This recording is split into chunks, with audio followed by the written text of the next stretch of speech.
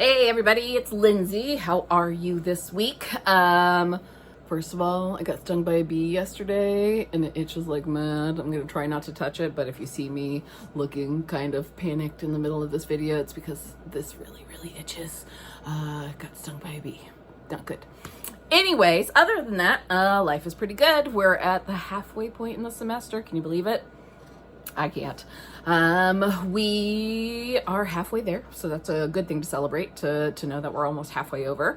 But also now we got a lot of work ahead of us, right? And so this week, for health equity, we're going to be talking about immigration, acculturation, first gen sort of status, language, and legal status. All of those sort of things mixed together to come up with sort of an idea and a category that often affects people's health in significant sort of ways. So first, what is immigration? Again, immigration, like what we've been talking about, is another one of those socially constructed sort of things, right? Can you see a national border on the ground when you go to Mexico or to Canada? No, we sometimes build up borders and other sort of things. But again, this idea of nations and countries is something that we have socially created to say, this is significant, it's meaningful. We have different governments, we have different cultures, we have different, all these other sort of things. And so that is what we come up with when we start talking about sort of national sovereignty and from here into there. And so immigration takes upon that concept of races, ethnicities, countries, nationalities, and says people who live here and want to move here, that's called immigration. So people where they're not native and then move to a native place become immigrants to that country. Emigration with an E is what happens for the person who is going to the other place. So emigration is going, immigration is the process of coming to a new country. We often like to think about the US as being sort of one of the biggest parts of immigration in the world. Sort of true, but actually not really. Actually, the United States is 67th in terms of percent of population for how many immigrants we accept each year. What? That doesn't make sense, right? Especially in the US and especially in US politics, immigration is such a huge issue. But actually, if we're looking at sort of percent of our population, meaning the number of people we accept each year as immigrants to the total sort of population of our country, we're 67th, right? Out of like 250 some countries. So we're not even really in the top fourth of countries that accept immigrants. Now, in terms of raw numbers, we are number one because we are a big country. And so, you know, when you have a country of 2 million and you accept 10 people versus if you're a country of 300 million like the United States and we accept thousands of people, then raw number wise we do lead sort of the pack at number one there. But in terms of percentage of population, sort of our fair share of taking in immigrants, we're 67th. So actually we're not really one of the top sort of immigration welcoming countries. Now, when it comes to who does come to the United States, if you watched the news, you would say automatically probably Mexico, right? And that is true. The top 10 countries of immigrants for the United States, the number one is Mexico, and mostly that's because we share a very long border with them. We also share a very long border with Canada, but Canada has nationalized healthcare and has lots of other sort of advantages, and so most Canadians don't want to become Americans. But Mexico has some more developing sort of nation characteristics, and so there are a lot of people that want to come here to seek new opportunities and other sort of things. The second most popular country where we get immigrants from is China, right? And so a lot of people don't think about that.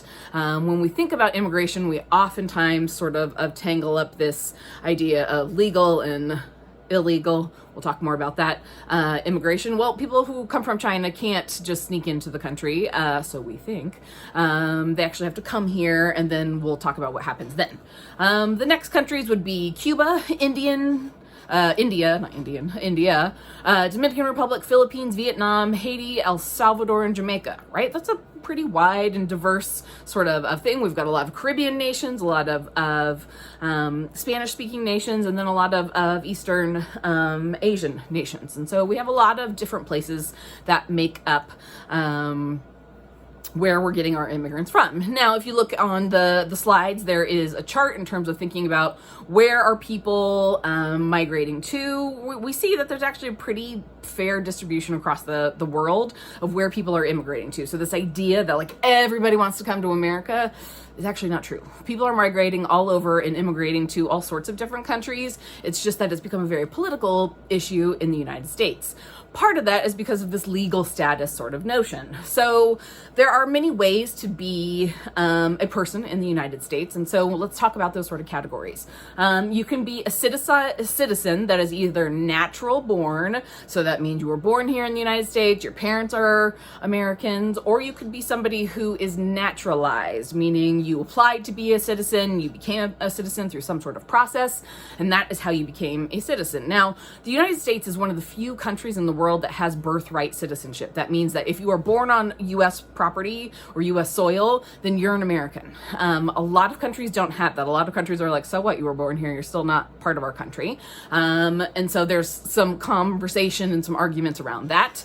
The United States also has sort of by virtue of birth. So you don't have to be born on U.S. soil, but if you have an American parent, then automatically you're also an American. And so that's why we have so many different categories of sort of citizens and what that means, because we have a lot of different ways to become a citizen.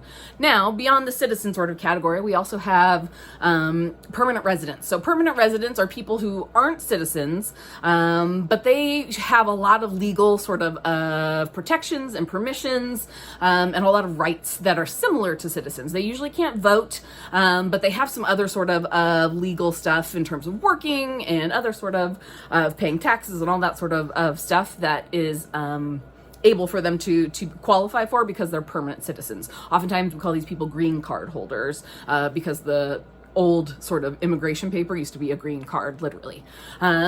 From there, the next sort of category of worker that we talk about are migrant workers. Migrant workers also have legal permission to work here. Generally, migrant workers come here to work for a season. Most people who are working as migrant workers are either people who are working in agriculture, so people who are picking in our fields or planting or working in our farms, or people who are working in sort of the service industry as it relates to tourism, so people who are working in hotels and those sort of things. If you're a migrant worker, you don't have as many rights and responsibilities as permanent residents, but you are still able to legally work here, and then you just have to follow some different sort of processes. There's another category of worker called a temporary foreign worker, which is also a legal process that you have to go to. This is usually for a short term. Oftentimes, like say if somebody comes from a different country to get a job here for a short term sort of basis, oftentimes they'll get a temporary foreign worker status. And then either at the end of that time, they go home or they apply for permanent resident status. Oftentimes we will see this for students who come abroad and want to be able to work while they're abroad, maybe visiting faculty, other sort of things. There's also a special category for working in the tourism industry and other sort of things. Now, the next category that we'll talk about is student visas. So a student visa means that you have legal permission to be here to be a student. Generally, we think of high school students and college students as people who are on student visas, either through student exchange or other sort of stuff. Most of the time, they're very limited in whether or not they can work, if they have any sort of rights or other sort of things. Mostly they're here just to go to school. And so they have a very limited sort of status. And so that is part of the way that they can be. Now, the last category would be undocumented immigrants. This is what oftentimes people will call illegal immigrants or illegal aliens. We don't use that language because there is no way that a person can be illegal. A person is a being, and so the idea of somebody being illegal is really offensive and gross. And so we don't use that sort of terminology. Instead, we say they're undocumented. That means they're not here with documents of any sort of legal status. And so it is a more kinder, gentler sort of word than degrading sort of stuff if you're an illegal person. Undocumented immigrants in the United States, there's about 11 million undocumented immigrants. When we think about undocumented people, we have ideas about who they are, but actually we don't have that based in any sort of reality. Number one, everybody has this idea, particularly because of media and politics, that illegal immigrants are overwhelming the system. Well, that's not actually true. We know that undocumented people has actually fallen every year since 2016. So over the past 4 years, we've greatly reduced a number of undocumented immigrants here in this country. The majority of people who are undocumented are people who have lived here for a decade or longer. What? Yeah, so they're not just people who have just recently come to the United States to seek new opportunities. There are a lot of people who have been here for a really long time. In the United States, and particularly in California, one of the biggest categories that we're concerned about are deferred action for childhood arrival students, DACA students, our Dreamer students.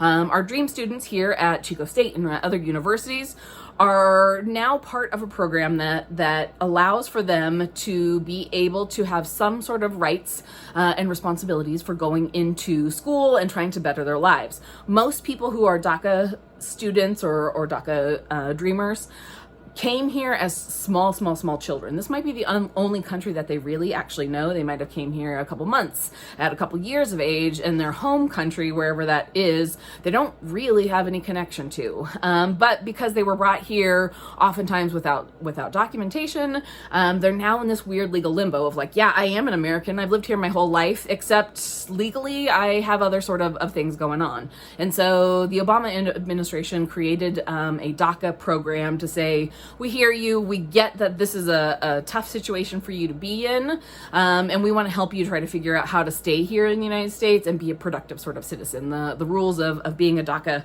student are varied. It's an expensive sort of process to go through. The hope is that at some point a DACA person will become a citizen, and that is the process.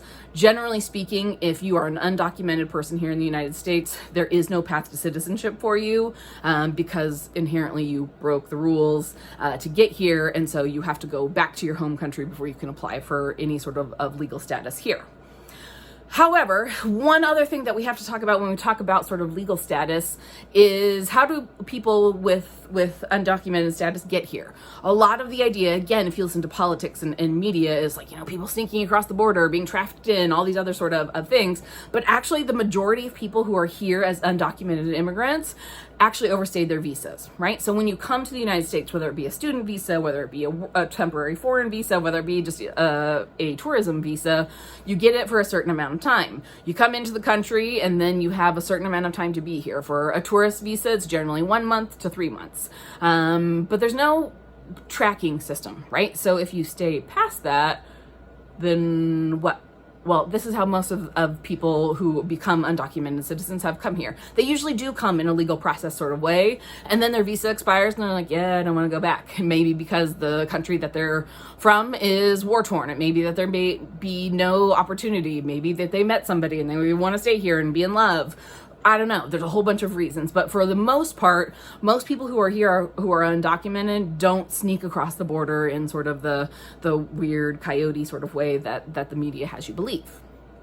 So now thinking about those sort of things, let's transition to language. What is the official language of the United States?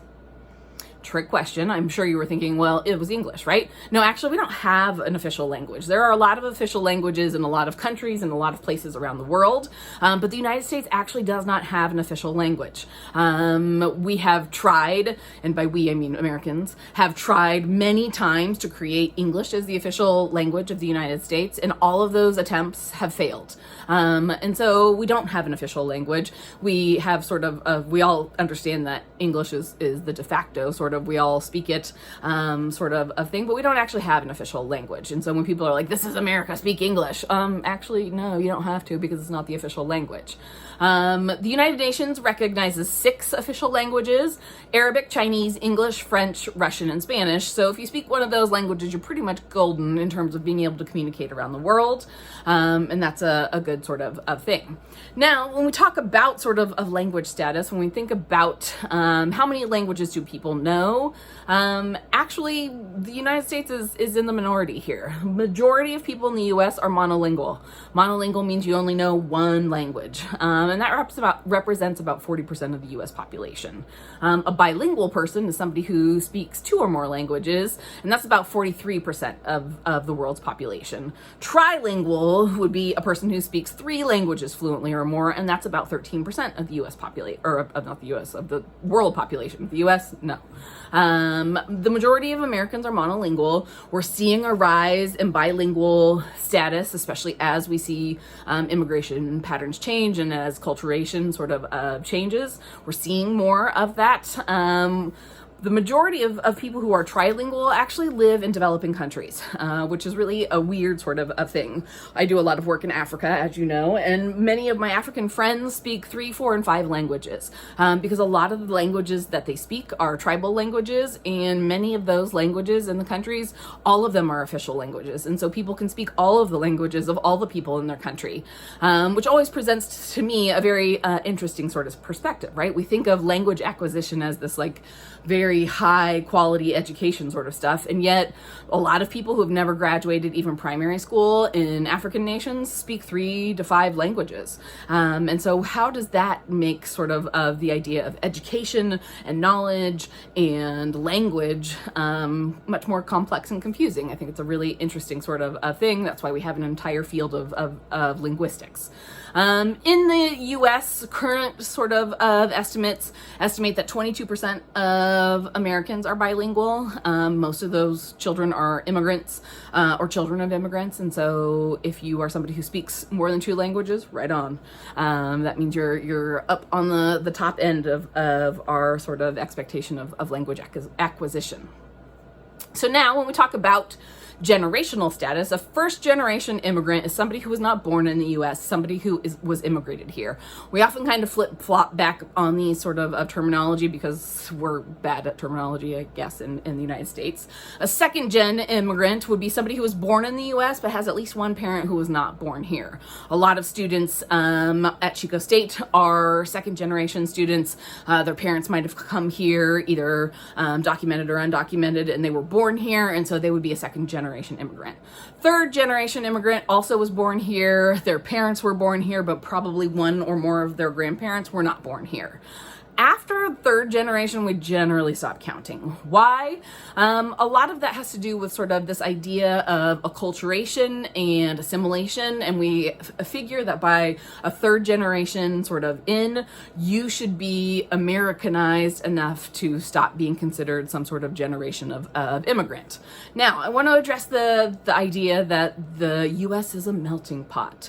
The U.S. is not a melting pot. That might have been sort of the original idea of the United States, but we are not a melting pot nation. Melting pots, when you think about if you made a soup, right? When you make soup, you might have some garlic, you might have some onions, you might have some beans, you might have some rice.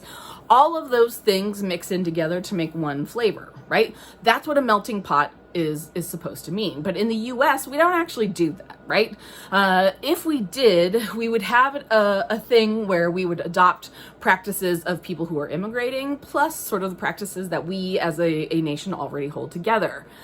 We don't really do that, right? If you look at any sort of thing, again, society, culture, politics, we always say like, hey, why don't you act more like an American? Why don't you do these sort of things? And that's actually a process of assimilation, which is not a melting pot. Assimilation says, stop being like what your cultural heritage is and be like our cultural heritage. Whether that's right, wrong, or otherwise, it's still not a melting pot, and it's actually assimilation and not acculturation.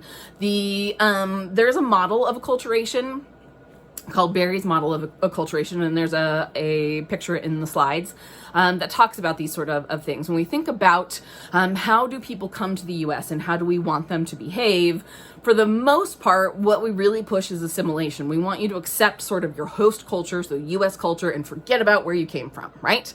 Oftentimes, if we had integration or sort of acculturation, that would say we want you to be in your culture, still loving your culture, accepting new things about your culture, maybe sharing your culture with us, but oftentimes that is not what happens. Instead, what we often get stuck with is for people who say, I don't want to accept your host culture, we see a process of marginalization. It's those people, those other people, they do things differently because they're different.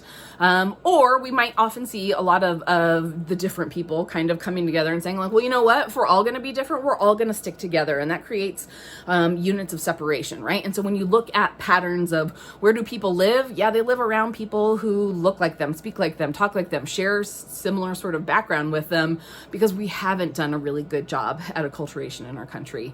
And so people who don't want to assimilate, who say, no, I don't want to give up my home sort of traditions, knowledge, education, values, and just adopt yours, oftentimes get stuck in this sort of, well, I guess we'll just have to be separate, and it creates more tension and more separation. If we were actually a country that accepted acculturation, we would all be willing to adapt and grow together. And that really is what the idea of the melting pot is. That would be saying like, hey, wow, you're from Jamaica. What are some things that you eat? Oh, I like to eat those things too. And we learn about those sort of things rather than being like, oh, that's a weird foreign sort of thing. And so that mutual adaptation is a really important sort of thing. And that would be the goal of acculturation. We just haven't gotten there yet because we have these weird ideas sort of about immigration and acculturation. Now, how does this affect health? There's a lot of different ways that these things affect health. One way in terms of assimilation versus acculturation versus this separatist sort of idea is how much people uptake Western medical care consumption. There's a great video this week that talks about sort of the process of why don't people access healthcare, in addition to sort of the ideas of access and other sort of issues. There's a lot of reasons why new immigration, sort of new immigrants and other sort of people don't want to consume our healthcare. And so there's a video this week around that. Another area would be the language in health. How does that affect things, right? We know that if you can't speak to your primary care doctor, if you can't talk to the people who are providing care for you, well, then it's going to be hard to receive care and be able to communicate about what's wrong and what's happening in your life. One of the things that has come up around there is this idea of using children as translators. There's a really great article that talks about sort of what are the challenges of using children as translators, right? Translation and translators are actually a professional service. It's something you go to school for, something you get a degree in, except what we see in a lot of immigrant communities is that a lot of children who are just bilingual end up being translators for their entire family. That creates some really big issues when it comes to healthcare. And so there's another video there, there's a article there that talks about this sort of complex issue there.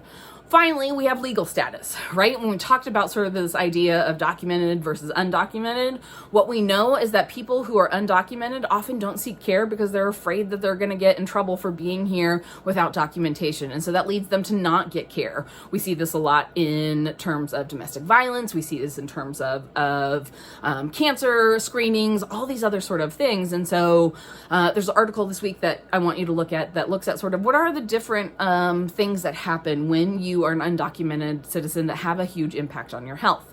Again, these are all things that are above and beyond sort of the assumptions about health coverage, health education, access, and all of these other sort of things. These are things that are additional and beyond, and so they're really important sort of things to be able to look at.